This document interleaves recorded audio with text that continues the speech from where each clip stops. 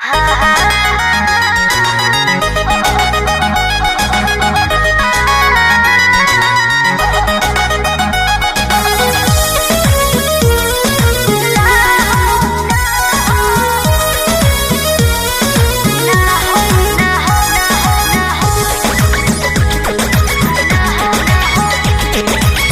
खाली मिलन बुलाती हो, चुमा में पखाम डगराती हो।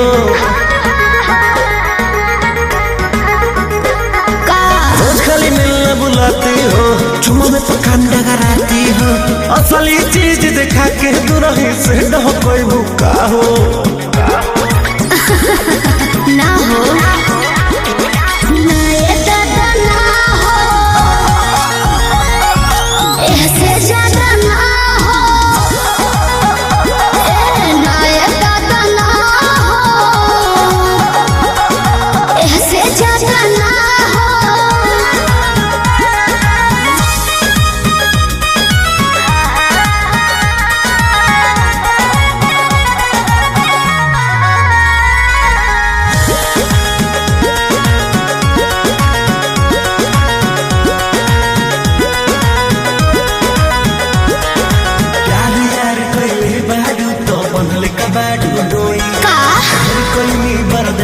गोरी अब बर्दाश्त न होई।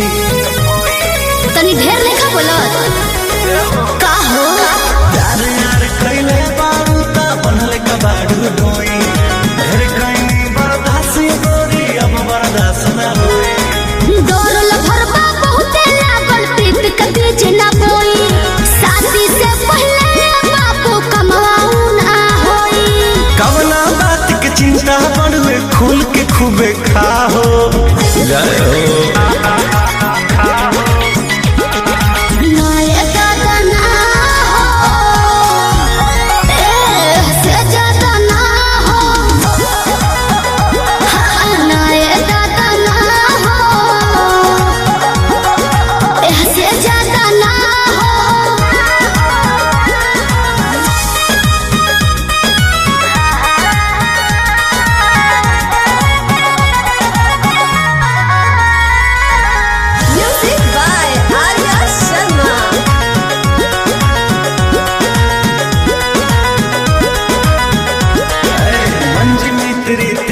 जानू अब कैसा शर्माना, लव मैरिज करके जब तुमको हमारे घर है आना।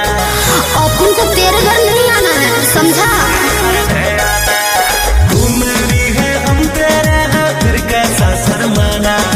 लव मैरिज करके जब तुमको हमारे घर है आना। चिकन चिकन बात में राजा हम ना तहरा करबो। जब से नूर डलबो तो हम तोहरा के न मना करे। हार्ट बीट बढ़ल बा दिल के बहिया में आ जाओ।